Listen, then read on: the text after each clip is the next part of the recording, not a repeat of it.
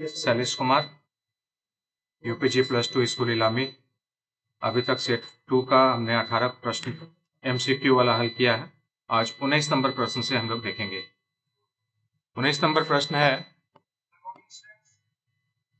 कि वृत्त की स्पर्श रेखा वृत्त को कितने बिंदुओं पर प्रतिच्छेद करती है। तो ये कोई वृत्त है,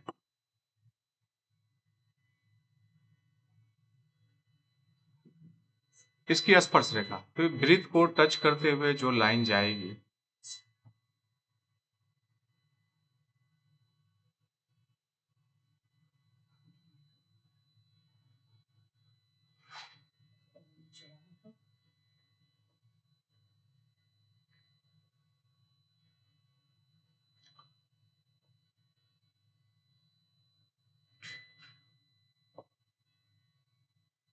ये वृत्त की स्पर्श रेखा हो गई। तो वृत्त की स्पर्श रेखा कितने बिंदु पर टच की?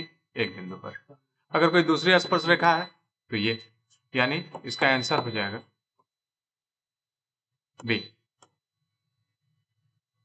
वाला ऑप्शन।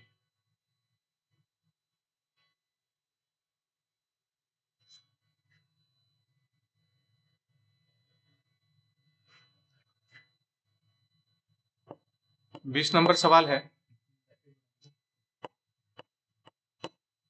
सेक ए प्लस 10a 1 माइनस साइन ए कितने के बराबर है? तो यहां पर अब दो ब्रैकेट में देख रहे हैं, एक में साइन ए है और दूसरे में सेक और टेन है।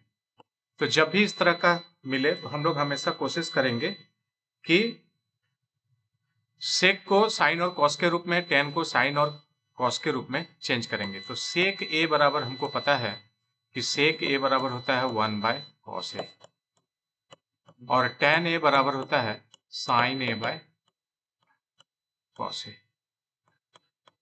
ये पहला ब्रैकेट में था, ये मेरा दूसरा ब्रैकेट में है। इसका एलसीएम लेंगे हम लोग, एलसीएम कॉस ए हो गया, यहां बच गया 1 प्लस साइन ए 1 माइनस साइन ए। अब 1 प्लस साइन ए और 1 माइनस साइन ए को ऊपर एक साथ रख दिए बाय कॉस ए। अलजेब्रा में हम लोग एक फॉर्मूला पढ़े हैं, a plus B into A minus B बराबर होता है A square minus B square. तो उसी तरह से अगर एक a माना जाए एक को और b माना जाए साइन ए को, तो ये भी हो गया a plus B into A minus B, तो ये हो गया A square minus B square by cos A, यानी ये हो गया 1 minus sine square A by cos A. दूसरा फॉर्मूला हम लोग जानते हैं कि sine square A plus cos square A बराबर होता है 1, यानी कॉस स्क्वायर ए बराबर हो गया 1 माइनस साइन स्क्वायर ए। अब यहां पर देख रहे हैं कि 1 माइनस साइन स्क्वायर ए कितने के बराबर है? तो 1 माइनस साइन स्क्वायर ए ये कॉस स्क्वायर ए के बराबर हो जाएगा, यानी cos square A by cos A. Cos square A दो बार है, cos A into cos A by cos A, cos A cut गया, कितना बचे? Cos A. यही आपका आंसर हो गया, यानी डी ऑप्शन आपका सही हो गया।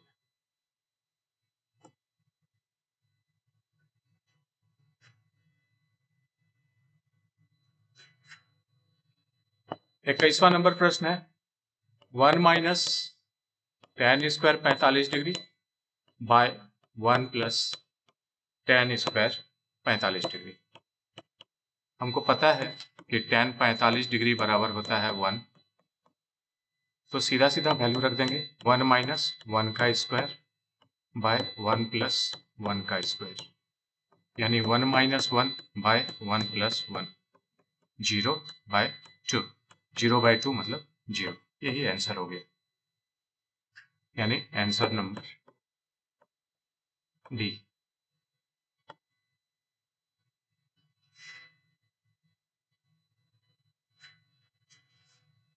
बाईस नंबर सवाल है, sec square 31 degree minus tan square 31 degree बराबर क्या होगा मान। तो यहां देख रहे हैं कि दोनों जगह 31 डिग्री है, यानी दोनों का कोण बराबर है। और उस स्थिति में हमारे पास फॉर्मूला हम जानते हैं कि 1 प्लस tan स्क्वायर थीटा बराबर होता है सेक स्क्वायर थीटा। तो यहाँ भी एंगल थीटा है तो यहाँ भी थीटा है, तो उसी तरह से 1 प्लस tan स्क्वायर जितना डिग्री बोला है प्रश्न में उतना ही मान रखते हैं बराबर, तो ये हो जाएगा सेक स्क्वायर 31 डिग्री। यानी यहाँ देखिए सेक स्क्वायर 31 डिग्री का वैल्यू आ गया 1 प्लस tan स्क्वायर 31 डिग्री। तो इसको हमने लिख दिया 1 plus tan square 31 degree minus tan square 31 degree.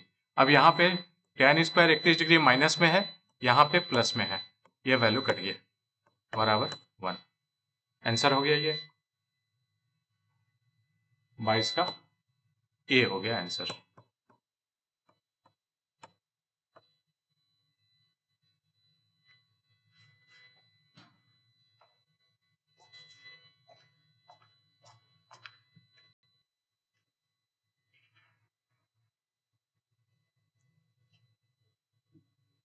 तो इस नंबर सवाल पे चलेंगे हम लोग।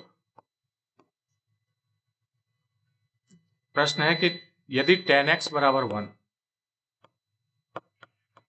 तो x का मान क्या होगा। तो जो प्रश्न दिया हुआ है मेरे पास कि tan x 1 के बराबर है, तो यहाँ जो संख्यात्मक मान है और इधर लेफ्ट साइड में जो साइन कॉस टेन जो भी रहेगा, इधर वाले मान को उसी के बराबर में हम लिखेंगे। तो एक tan के रूप का है, तो tan 1 का वैल्यू कितना डिग्री के बराबर होता है, tan 45 डिग्री का बराबर होता है। और ये हो गया tan x, tan कट गया, x बराबर हो गया 45 डिग्री। आंसर हो गया 45 डिग्री। Answer B. 24 नंबर सवाल पे चलेंगे। बोल रहा है एक ठेकेदार बच्चों को खेलने के लिए 1.5 मीटर ऊंचाई तक एक फिसलन पट्टी लगाता है और वह फिसलन पट्टी भूमि के साथ 30 डिग्री के कोण पर झुका हुआ है। यह फिसलन पट्टी है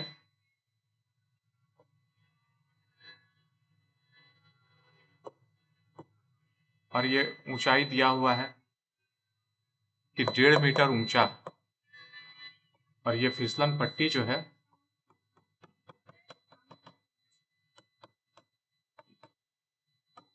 भूमि के साथ 30 डिग्री का कोण बनाती है। तो बोल रहा है कि ये फिसलन पट्टी की लंबाई, फिसलन पट्टी की लंबाई मान लेते हैं कि x है, ये समकोण त्रिभुज हो गया। तो रिलेशन किसके किसके बीच है, ये हो गया कर्ण, ये हो गया लंब और ये हो गया आधार। तो मेरा रिलेशन h और p के बीच में है। तो h और p के बीच में रिलेशन हमको मिल गया त्रिभुज ACB से साइन 30 डिग्री बराबर होता है P/H। P बराबर यहां दिया हुआ था कितनी लंबाई, P बराबर AB बराबर 1.5 मीटर और H बराबर है X बराबर AC। साइन 30 डिग्री का मान हो गया 1/2, P है 1.5 और H मतलब कर्ण मतलब फिसलन पट्टी की लंबाई, यानी तिर्यक गुना करते हैं हम लोग तो 1 into x is equal to 2 into 1.5, यानी x इज इक्वल टू 1.5 गुना 3 मीटर। ये आपका आंसर हो गया, आंसर हो गया बी।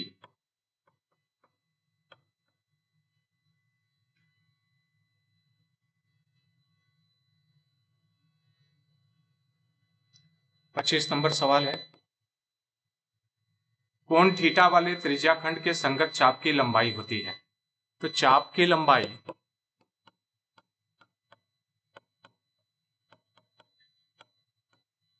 बराबर theta by 360 into 2 pi are.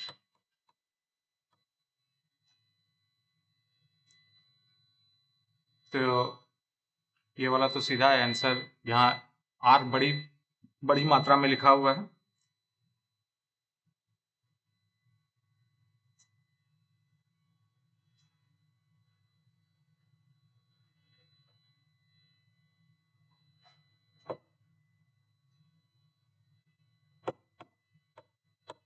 To pi are, यही ऑप्शन भी है, ऑप्शन में है बी नंबर। दूसरा ऑप्शन भी होगा, यहाँ पे एक सी ऑप्शन में भी है, ऑप्शन सी भी होगा, क्योंकि यहाँ theta by 360 into 2 pi r, ये 2 से 360 कट गया 180 बार में, यानी theta by 180 into pi r. तो इसका ऑप्शन सी भी होगा और ऑप्शन बी भी होगा।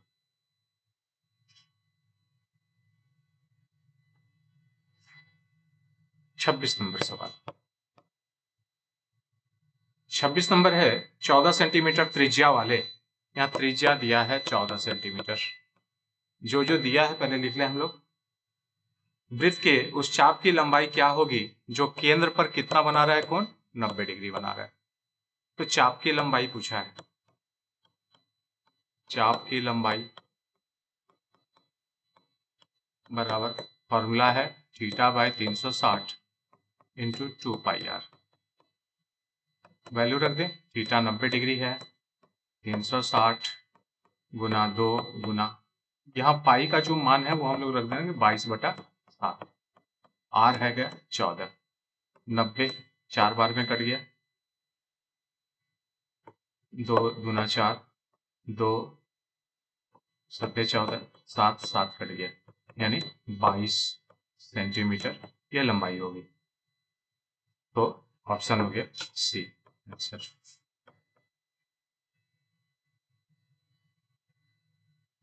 सत्ताईस, 7 सेंटीमीटर त्रिज्या, त्रिज्या है 7 सेंटीमीटर, 5 सेंटीमीटर ऊंचाई, ऊंचाई मतलब एच 5 सेंटीमीटर वाले लंबवृत्तीय बेलन का आयतन, बेलन का आयतन फॉर्मूला हमको पता है कि ये होता है पाई आर स्क्वायर एच।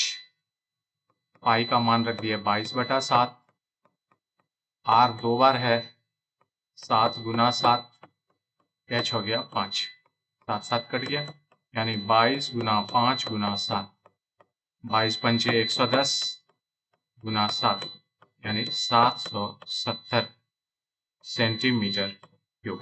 आंसर हो गया ये डी।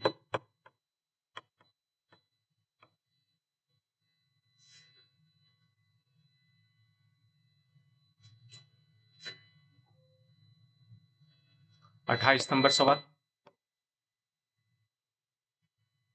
बेलन का आयतन पूछा है, त्रिज्या यहां बोल दिया त्रिज्या बराबर स्मॉल आर है, ऊंचाई बराबर एच है, तो बेलन का आयतन क्या होगा?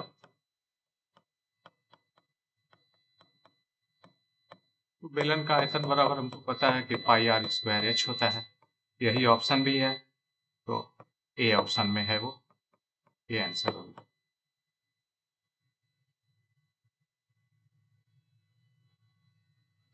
उनतीस नंबर सवाल पे चलेंगे हम लोग। बोल रहा है कि माध्य 60 है, मध्य का मान जो है वो 60 है, माध्यिका का मान 50 है, तो बहुलक कितना होगा? बहुलक, तो माध्य माध्यिका और बहुलक के बीच एक संबंध है, वो संबंध है बहुलक बराबर 3 गुना माध्यिका माइनस 2 गुना माध्य। इस फॉर्मूले में दो कोई भी मान अगर दिया रहेगा तो तीसरा हम लोग निकाल सकते हैं आराम से। तो 3 गुना माध्यिका का वैल्यू दिया हुआ है 50,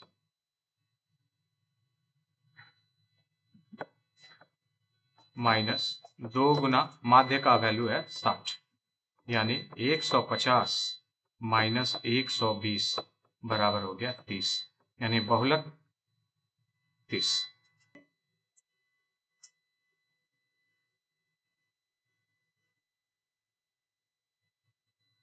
अब हम लोग चलेंगे 30 नंबर सवाल पे।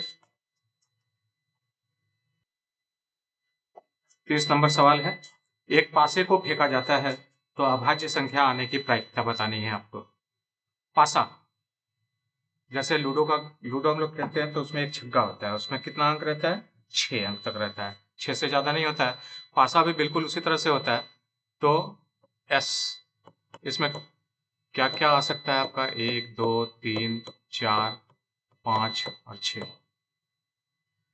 तब इसका टोटल संख्या कितना हो गया? तो हम लोग बोलते हैं नंबर ऑफ स्पेस, संपूर्ण समष्टि कितना हो गया? 6।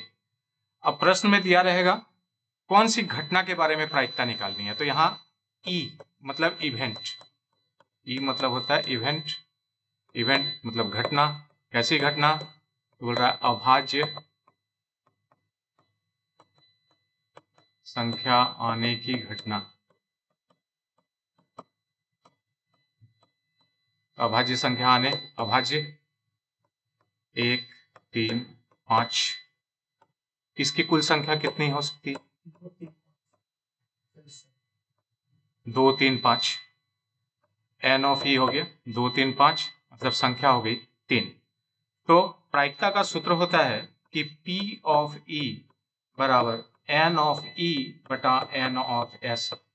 कभी कभी परीक्षा में सिर्फ सूत्र पूछ देगा कि किसी भी घटना की प्रायिकता का आने का सूत्र क्या होता है। तो P ऑफ E बराबर number of event by number of space. तो एन ऑफ ई हो गया 3 और नंबर ऑफ स्पेस हो गया 6, यानी 1/2, यानी प्रायिकता हो गई, अभाज्य संख्या आने की प्रायिकता हो गई 1/2। प्रायिकता के लिए एक चीज और बता दें कि प्रायिकता का कभी कभी दूसरा टाइप का प्रश्न पूछता है कि प्रायिकता का मान कितना और कितना के बीच में वैरी करता है। तो प्रोबेबिलिटी ऑफ इवेंट, प्रायिकता का जो मान है वो 1 के बराबर हो सकता है और हमेशा 1 से छोटा होगा, और 0 के बराबर और 0 से बड़ा होगा। कभी कभी ये प्रश्न आपको रहेगा। दूसरा प्रश्न ये जान लें कि किसी भी घटना के कोई भी घटना है, उस घटना के घटने की प्रायिकता और घटना नहीं घटने की प्रायिकता, तो हम बार भी लगा सकते हैं। ऐसे दोनों को जोड़ेंगे तो इसका वैल्यू 1 होना चाहिए, या ऐसे भी लिख सकते हैं P of E plus P of E dash बराबर 1।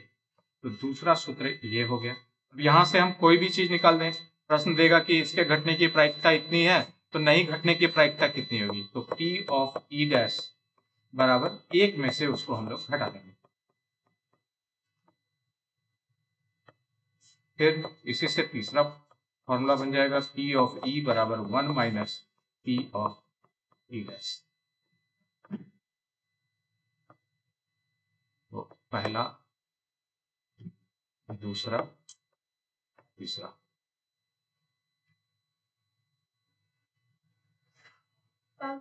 Okay.